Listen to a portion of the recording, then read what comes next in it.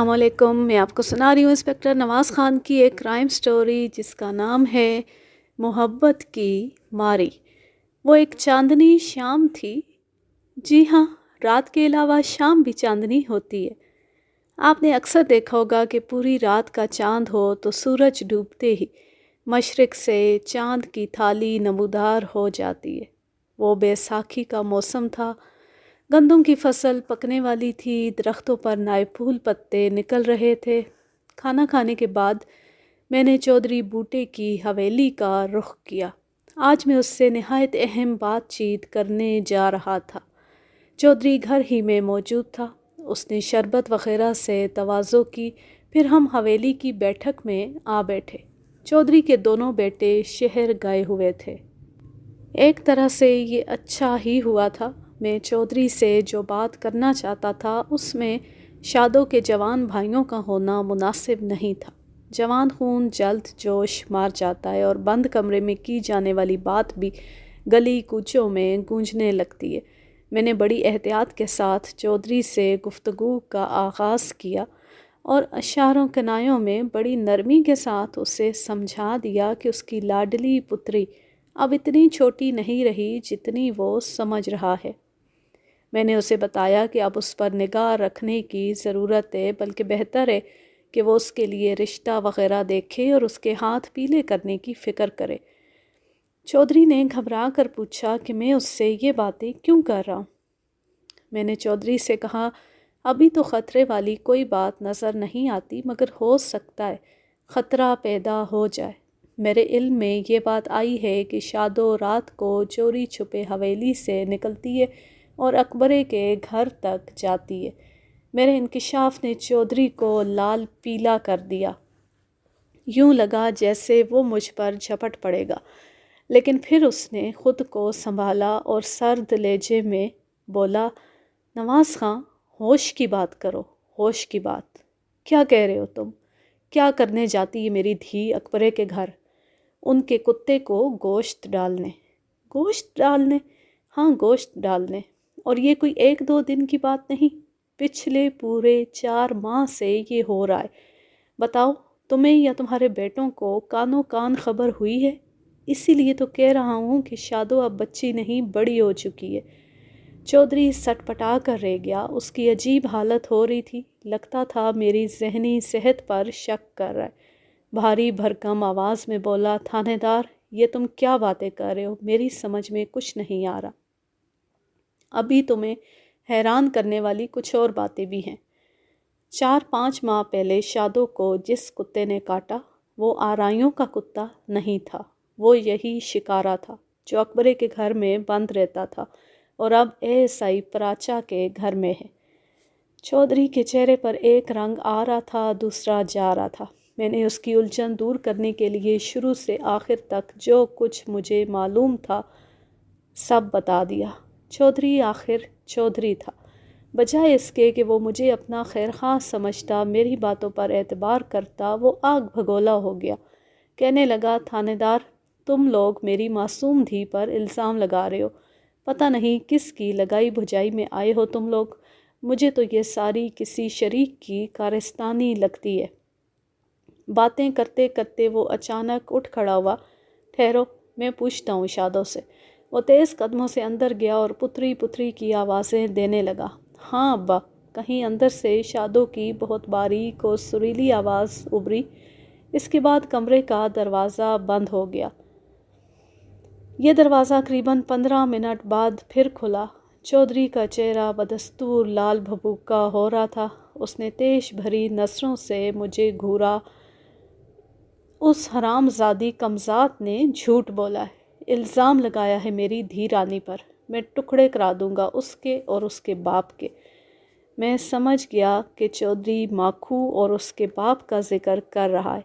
यकीनन शादों ने कोई भी इल्ज़ाम तस्लीम करने से इनकार कर दिया था और चौधरी ने लाडली बेटी की सफाई को दिलो जान से कबूल कर लिया था। चौधरी, तुम सयाने होकर भी बच्चों जैसी बातें कर रहे हो। माखू और उसके बाप का इसमें क्या कसूर है?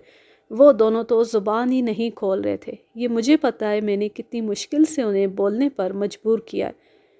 तो क्यों तुम पड़े हुए हो मेरी बेटी के पीछे, क्यों राख डालना चाहते हो हमारे सरों पर? मैं तुम्हें एक बात साफ साफ बता दूँ, मेरी बेटी बिल्कुल बेकसूर है। यह सारा चक्कर हमारे किसी वेरी का चलाया हुआ है और तुम इस चक्कर में आ रहे हो, और कोई बात नहीं। इस मामले को बिल्कुल ख़त्म कर दो, वरना हमारा और तुम्हारा बहुत नुकसान होगा इसमें।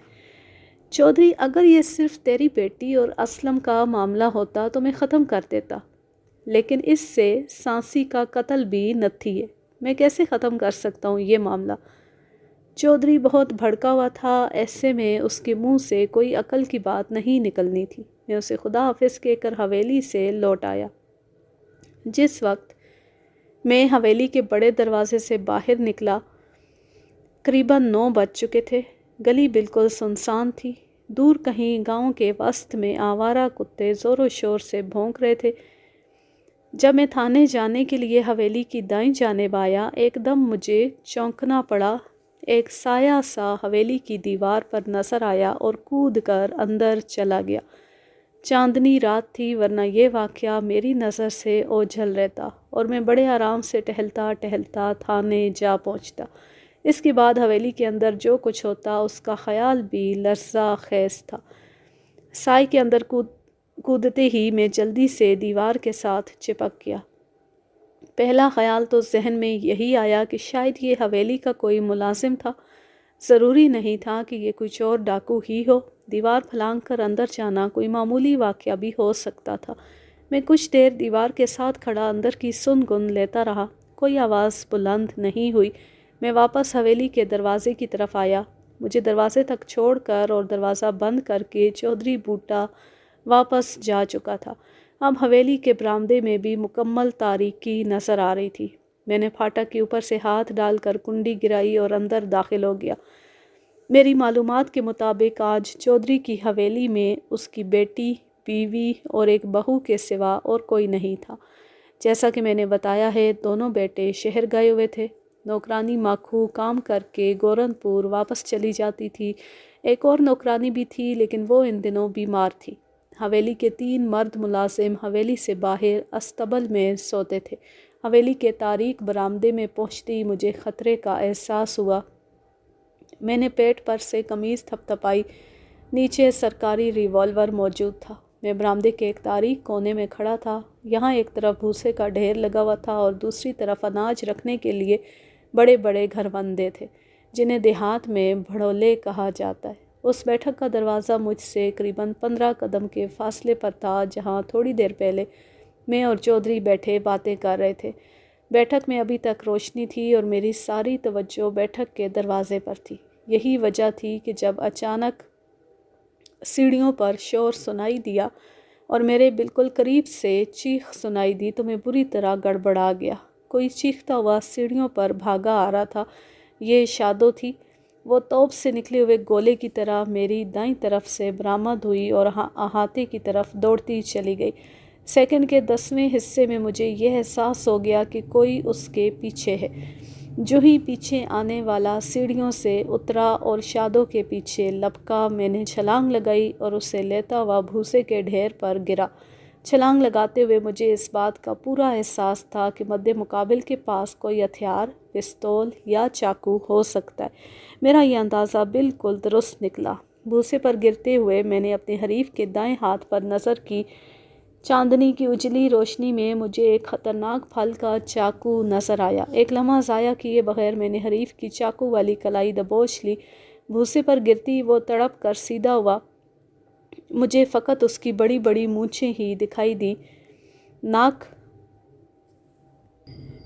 एक ज़ोरदार टक्कर मैंने उसकी पेशानी पर रसीद की। ये बड़ी ज़ोरदार ज़रब थी। मद्दे मुकाबिल का सर ज़मीन पर होता तो उसे तारे नज़र आ जाते, लेकिन वो चूँकि भूसे के ढेर पर था, इसलिए ये ज़रब आसानी से सह गया। उसने बड़े माहिराना अंदाज से मेरी पसलियों पर घुटना रसीद किया और बाईं टांग के ज़ोर से मुझे पीछे उछाल दिया। वो एक लंबा तड़ंगा जवान था। उसकी शक्ल तो ठीक तरह नज़र नहीं आ रही थी, लेकिन उसके मुंह से जो गालियाँ निकली उनसे मुझे यकीन हो गया कि वो सांसी कबीले से है। मैंने 2-3 मुक्के उसके चेहरे पर मारे। उसने संभल कर अपना दाहिना हाथ पीछे किया। ये बड़ा ख़तरनाक अंदाज था। میں جان گیا کہ وہ چاقو کا وار کرنے لگا ہے۔ میں 2 قدم پیچھے ہٹا، اس نے ایک دم ارادہ بدل دیا اور یکلخت میدان چھوڑ کر بھاگ نکلا۔ میں نے بھی اس کے تعاقب میں دوڑ لگائی، لیکن ابھی بمشکل میں نے 4 یا 5 قدم اٹھائے ہوں گے کہ چودھری بوٹا بھاگتا ہوا ایک کمرے سے نکلا اور بدحواسی میں مجھ سے ٹکرا گیا۔ میں سنبھلتے سنبھلتے بھی ایک چارپائی سے جا ٹکرایا۔ چودھری کی تو ایک ساتھ 2 کلابازیاں لگ گئی تھیں۔ چودھری کے ایک ہاتھ میں 12 بور کی رائفل تھی۔ میں نے بھاگ کر اس کا رائفل والا ہاتھ پکڑ لیا۔ ایسا کر کے میں نے خود کو شدید خطرے سے بچا لیا تھا، ورنہ عین ممکن تھا کہ تاریکی اور بدحواسی میں چودھری مجھ پر ہی فائر کر دیتا۔ چودھری کے ٹکرا جانے سے سانسی کو جو چند لمحوں کی مہلت ملی، اس میں وہ فرار ہو گیا۔ چودھری اور اس کے ملازموں کے ساتھ مل کر ہم نے گاؤں کی گلیوں میں بھاگ دوڑ کی، لیکن سانسی جس خاموشی سے آیا تھا ویسی ہی غائب ہو گیا۔ اس واقعے کی خبر آنن فانن پورے گاؤں میں پھیل گئی۔ لوگ حویلی کے سامنے جمع ہو گئے اور ایک دوسرے سے معلومات حاصل کرنے لگے۔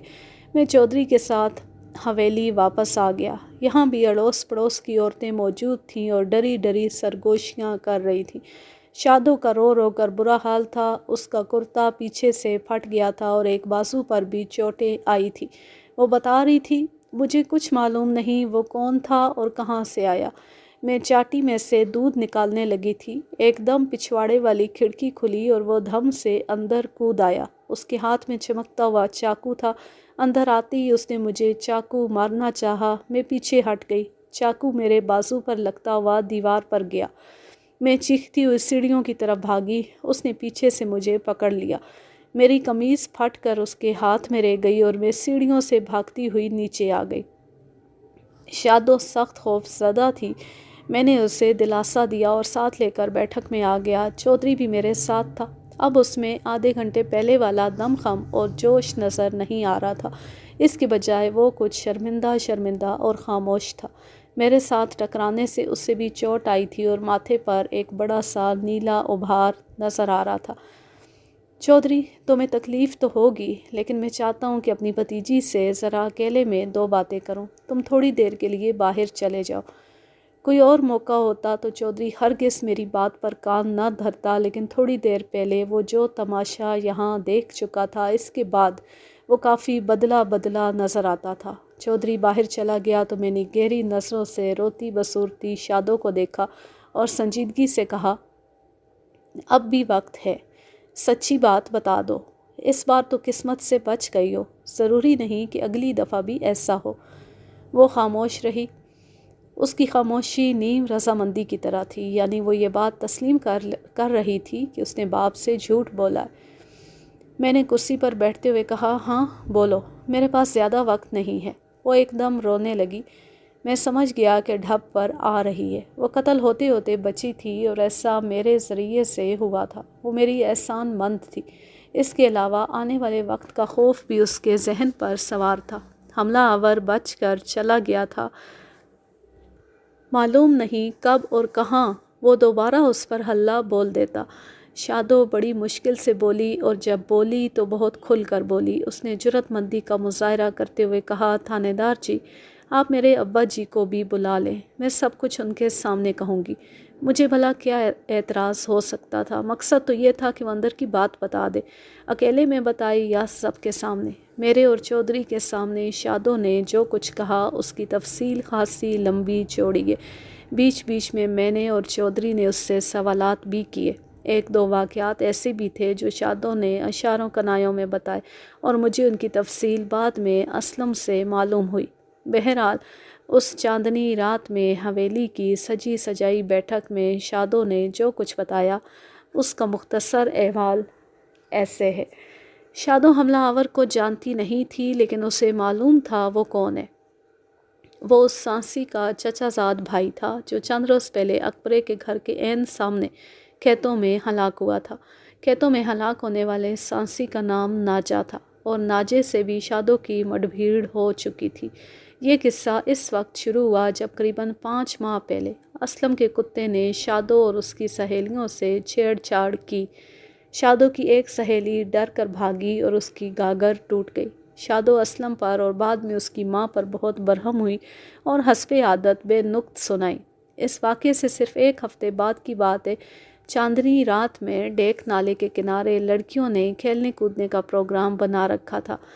پنجابی میں اسے گدا ڈالنا کہتے ہیں۔ شادو کے والدین اسے باہر نکلنے سے روکتے تھے، لہٰذا جب عشاء کے بعد سب سو گئے تو وہ چپکے سے نکلی اور سہیلیوں میں پہنچ گئی۔ گھنٹہ 2 گھنٹے ناچ گا کر لڑکیاں اپنے گھروں کو واپس روانہ ہو گئیں۔ شادو بھی اپنی ایک سہیلی کے ساتھ لوٹی۔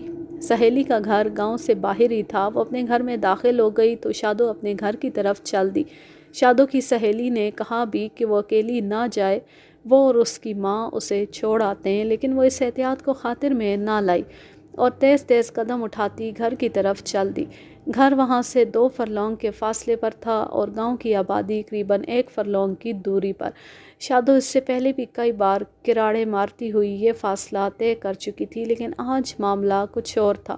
جو ہی وہ اپنی حویلی کی طرف مڑنے کے لیے اکبرے اور اسلم کے کھیتوں میں پہنچی، کماد کے کھیت سے 2 آدمی نکلے اور اس سے زبردستی کرنے لگے۔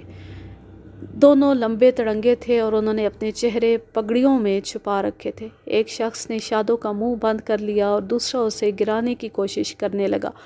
یہ واقعہ اکبر کے مکان کے پچھواڑے ہوا۔ اس کا قوی ہیکل شکارا وہاں سے 20-25 قدم کے فاصلے پر بندھا ہوا تھا۔ اس نے زور زور سے بھونکنا شروع کر دیا اور اپنی زنجیر کو جھٹکے دینے لگا۔ شادو تنومند اور زوراور لڑکی تھی، شریرے بدن کی، اونچی لمبی مٹیار، دودھ مکھن کی پلی ہوئی۔ اس نے دونوں پگڑی پوشوں کو زبردست مزاحمت کی اور کئی بار ان کے ہاتھوں سے نکل گئی۔ جب جب اسے موقع ملتا وہ چیخ بھی بلند کر دیتی۔ دوسری طرف شکارا بھی اندھا دھند زور لگا رہا تھا اور بھونک رہا تھا۔ جس کھونٹے سے وہ بندھا ہوا تھا وہ کچی زمین میں تھا، لہٰذا شکارے نے جب بہت زور مارا تو کھونٹا اپنی جگہ سے اکھڑ گیا۔ شکارے نے چیتے کی طرح جست بھری اور 5 فٹ اونچی دیوار پھلانگتا ہوا تیزی سے حملہ آوروں کی طرف لپکا۔ اس وقت تک حملہ آور اپنے مقصد میں کامیاب ہو چکے تھے۔ انہوں نے شادو کو بے بس کر کے گھوڑے پر لاد لیا تھا اور ایڑ لگا چکے تھے۔ یہ گھوڑے تھے۔ جو ہی وہ تیزی سے بھاگتے ہوئے کچے راستے پر پہنچے، شکارا ان کے پیچھے ہو لیا۔ پچھلے گھوڑے پر سوار حملہ آور نے لاٹھی کی ضربوں سے بار بار کتے کو پیچھے ہٹانا چاہا، لیکن وہ گھوڑے کے ساتھ ہی چپکا رہا۔ آخر اس نے گھوڑے کی پچھلی ٹانگوں پر حملہ کیا اور اسے سوار سمیت زمیں بوس کر دیا۔ اپنے ساتھی کو گرتے دیکھ کر دوسرے گھڑ سوار نے بھی اپنی گھوڑی روک لی۔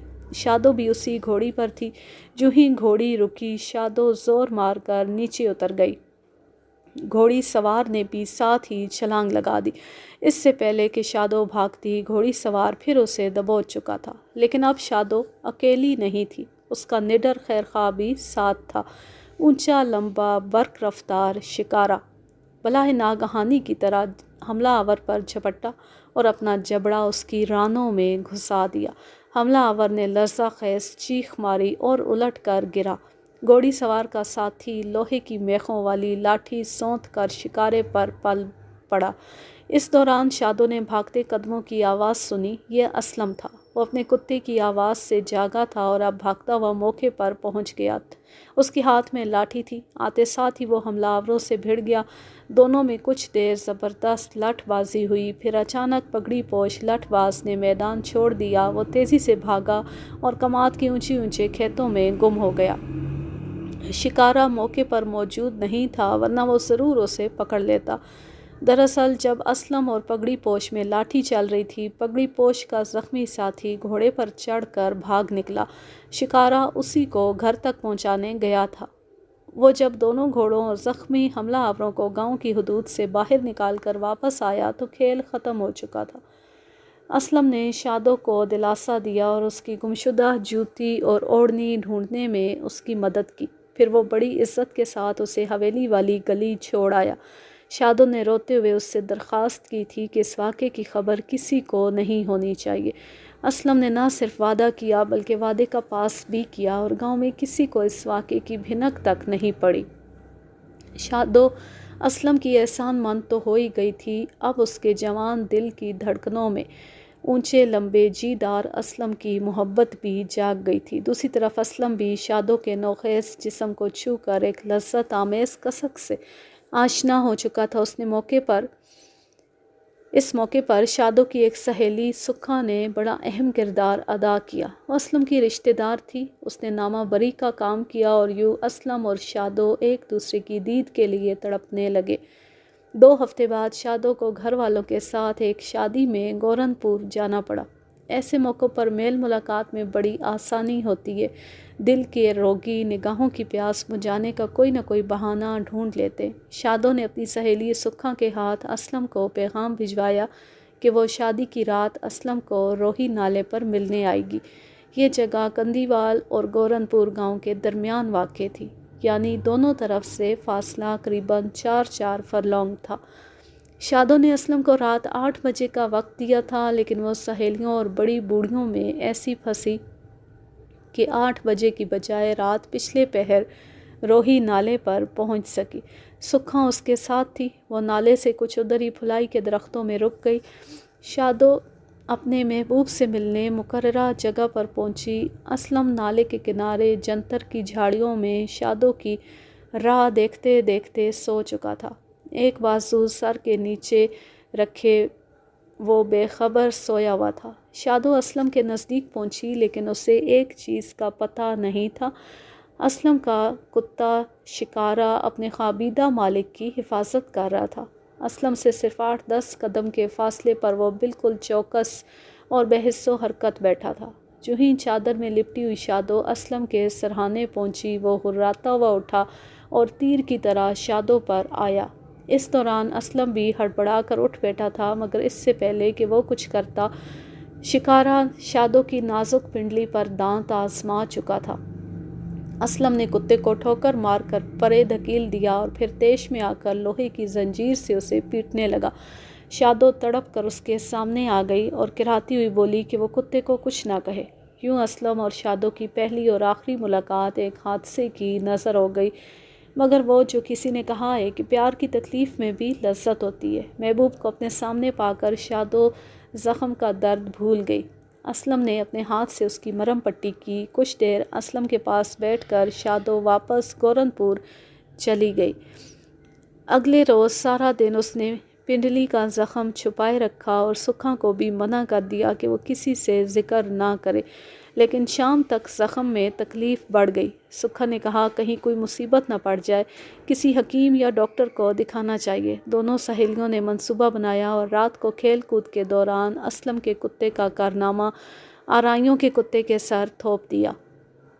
یقیناً یہ بات ہمیشہ راز ہی رہتی اگر چند روز پہلے بلال شاہ کو شکارا نہ کاٹتا اور ہم اسے سائیں ساول کے پاس نہ لے جاتے۔ سائیں ساول کا مشاہدہ واقعی حیرت انگیز تھا۔ لوگ اسے یوں ہی پیر نہیں مانتے تھے۔ صرف زخم دیکھ کر وہ جان گیا کہ اسی زخم کے ساتھ چودھری بوٹے کی بیٹی بھی اس کے پاس آئی تھی۔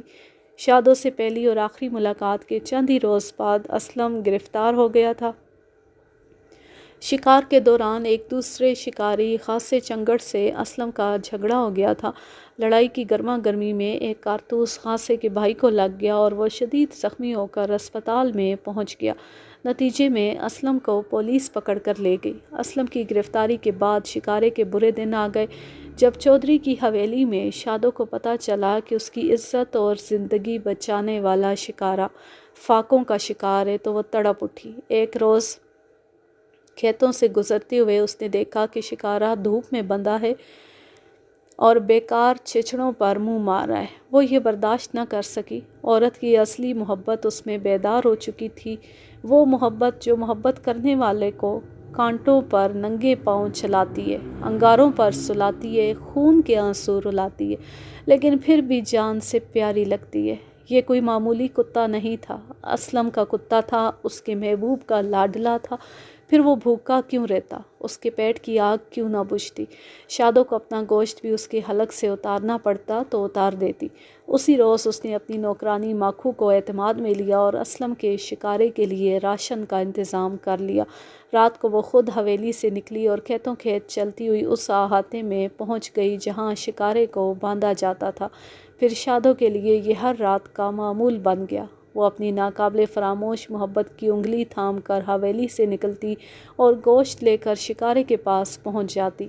کوئی تصور بھی نہیں کر سکتا تھا کہ شب کی تاریکی میں شکارے کے سامنے گوشت پھینکنے والی چودھری کی بیٹی ہے، وہ بیٹی جو ناک پر مکھی نہیں بیٹھنے دیتی اور جس کا نخرہ گاؤں بھر میں مشہور تھا۔ گاؤں والوں کی بات تو دور کی رہی، شادو کے گھر والوں کو بھی گمان نہیں ہوا کہ ان کی الڑ بیٹی کسی انوکھی راہ پر چل نکلی ہے۔ دن یوں ہی گزرتے رہے اور پھر وہ اہم واقعہ رونما ہوا جس نے ایک نامعلوم شخص کی جان لے لی اور نتیجے میں مجھے انکوائری کا بوجھ اٹھانا پڑا۔ میرا اشارہ سانسی ناجے کی موت کی طرف ہے۔ ناجا ہی وہ سانسی تھا جس نے اپنے ایک ساتھی کے ساتھ مل کر 4-5 ماہ پہلے شادو کو کھیتوں سے اٹھانے کی کوشش کی تھی اور شکارے کی وجہ سے ناکام ہوا تھا۔ اس واقعے میں نہ صرف ناجا خود زخمی ہوا تھا بلکہ اس کے ساتھی کا گھوڑا بھی ناکارہ ہو گیا تھا۔ بعض سانسی اپنی کینہ پروری اور انتقام کے لیے بہت مشہور ہوتے ہیں۔ ناجا بھی شاید انہی ناموروں میں سے ایک تھا۔ وہ اسلم اور اس کے شکارے کا جانی دشمن بن چکا تھا۔ خاص طور پر شکارے کو مارنے کی تو اس نے سوگند کھا رکھی تھی۔ اس کے کانوں تک یہ باتیں پہنچتی رہی تھیں کہ شکارہ ایک خاص الخاص کتا ہے اور اس پر کسی پیر فقیر کا سایہ ہے، لیکن وہ ان باتوں کو خاطر میں لانے والا نہیں تھا۔ ایک روز وہ زہریلے پراٹھے لے کر اپنے ڈیرے سے نکلا اور چھپتا چھپاتا اسلم کے گھر تک پہنچ گیا۔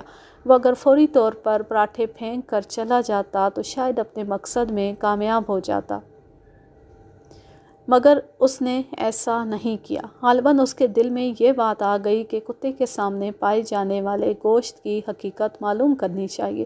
اسے یقین تھا کہ یہ کسی ہوائی چیز کا کام نہیں بلکہ گاؤں ہی کا کوئی شخص رات کے اندھیرے میں یہ گوشت کتے کے سامنے پھینک جاتا ہے۔ اسے تجسس نے مجبور کیا اور وہ وہیں کھیت میں چھپ کر کسی آنے والے کا انتظار کرنے لگا۔ ایک بد کردار کو اس کی بد اعمالیوں کی سزا دینے کے لیے قدرت ایک سٹیج تیار کر رہی تھی اور اب اس خونی ڈرامے کا دوسرا کردار سٹیج پر نمودار ہونے والا تھا۔ یہ شادو تھی۔ وہ حسب معمول رات گئے حویلی سے نکلی اور کھیتوں کے اندر اندر چلتی ہوئی شکارے کے احاطے تک پہنچ گئی۔ گندم کے کھیت میں چھپے ہوئے ناجے نے ایک عورت کا سایہ دیکھا۔ وہ ہاتھ میں ایک ٹفن کیریئر لیے محتاط قدموں سے شکارے کی طرف بڑھ رہی تھی۔ اس کی بو سونگھتی شکارے نے بڑی محبت سے ہرانا شروع کر دیا۔ وہ عورت ناجے کے قریب سے گزری تو اس نے اسے پہچان لیا۔ وہ شادو تھی، وہ شادو جس کی جوانی کا پھل کھانے کی کوشش میں ناجے کے دانت کھٹے ہو گئے تھے۔ وہ اس شب کی تاریکی میں بالکل اکیلی ان سنسان کھیتوں میں موجود تھی۔ ناجے نے اس کے حسین سراپے کو گھورا اور اس کے اندر کا شیطان ایک انگڑائی لے کر بیدار ہو گیا۔ اس کے دو دشمن یعنی شکارہ اور شادو ایک ہی مقام پر اکٹھے ہو گئے تھے۔ اس نے پہلے شادو سے نمٹنے کا فیصلہ کیا۔ ایک دم وہ کسی عفریت کی طرح گندم کے کھیت میں سے نکلا اور شادو پر جا پڑا۔ ایک پہلوانی داؤ استعمال کرتے ہوئے اس نے شادو کو چارے کے اونچے کھیت میں گرا لیا اور بھوکے بھیڑیے کی طرح اسے بھنبوڑنے لگا۔ ایک بار پھر وہی چند ماہ پہلے کا منظر دہرایا جا رہا تھا، لیکن آج فرق یہ تھا کہ شادو کے ساتھ ہونے والی دست درازی شکارے کی نگاہوں سے اوجھل تھی۔ ویسے بھی وہ ایک مضبوط زنجیر سے بندھا ہوا تھا اور اس کا احاطے میں سے باہر نکلنا ناممکن تھا۔ عین ممکن تھا کہ شادو باز کے پنجے میں پھنسی ہوئی چڑیا کی طرح پھڑ پھڑا کر رہ جاتی، لیکن قدرت نے ایک بار پھر اس کی مدد کی۔